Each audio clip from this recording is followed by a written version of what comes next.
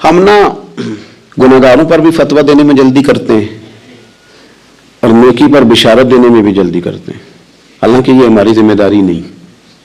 पता नहीं अल्लाह ताला किसको कब तौफीक तौबा दे के अपने करीब कर ले, लेकिन बड़ी जल्दी है, बड़ी जल्दी फतवा देने में। और ये फतवा सिर्फ मुफ्तियों का नहीं रह गया, ये मेरी तरह के आपकी तरह के ढेरों लोग हैं जिन्होंने जेब में फतवे डाले हुए। भाई आपने क्यों जिम्मेदारी ले ली है जन्नत में दाखिल करने की और निकालने की? ये तो मेरे रब करीम का करम है, वो जिसको चाहे जब चाहे जितना चाहे अता करे। लेकिन कुछ लोग ना बड़े पक्के हो गए हैं कि शायद जो मैं सोच रहा हूं वही दुरुस्त है। कभी कभी कुछ चीजें अजीब भी होती हैं, लिहाजा खुदा की रहमत पर भरोसा करके बात करनी चाहिए, अपनी मर्जी के फतवे नहीं दागने चाहिए। वो देखो जी फलाना बंदा यूं कर रहा है, आपको पता ही नहीं पूरी बात का, आपको इल्म ही नहीं पूरी बात का। हजरत बाउलक नक्शबंद बुखारी रहमतुल्लाह अलैह फरमाते मैं हज करने गया तो वहां मैंने एक आदमी को करोड़ों का कारोबार करते देखा, तो मेरे दिल में ख्याल है यहां भी अल्लाह अल्लाह करनी चाहिए थी, दुनियादारी कर रहा है। लेकिन फरमाते हैं हज से फारिग हुए तो मैंने देखा वही बंदा सारा कुछ रब की बारगाह में खैरात कर रहा है और सैकड़ों गरीब हाजी हैं जिनको पूरे पूरे खर्चे दे रहा है। तो मैंने वहीं अपनी सोच से तौबा की कि मैं कहां था।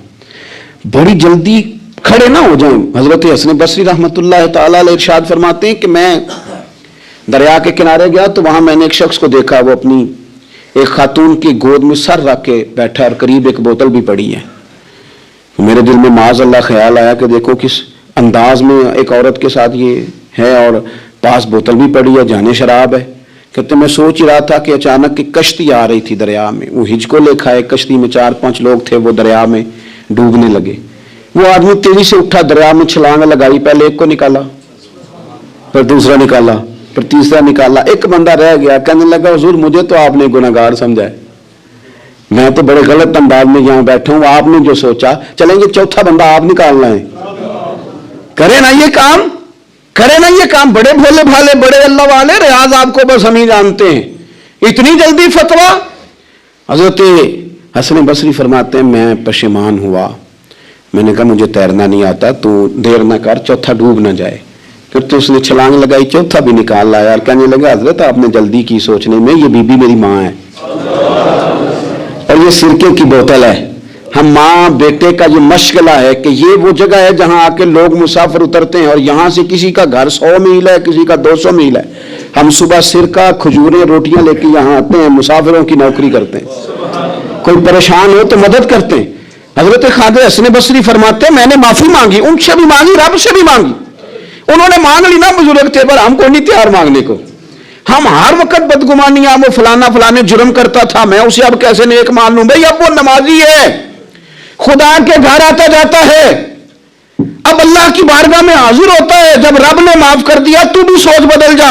सुने हुजूर क्या फरमाते हैं, नबी पाक साहिब सल्लल्लाहु ताला अलैहि वसल्लम फरमाते हैं, मुस्नद इमाम अहमद बिन हंबल देखिए, फरमाया रब उस वक्त बड़ा ही मुस्कुराएगा जब कातिल भी जन्नत में जाएगा, मकतूल भी जन्नत में जाएगा। या रसूलल्लाह मकतूल तो गया, ये कातिल कैसे चला गया?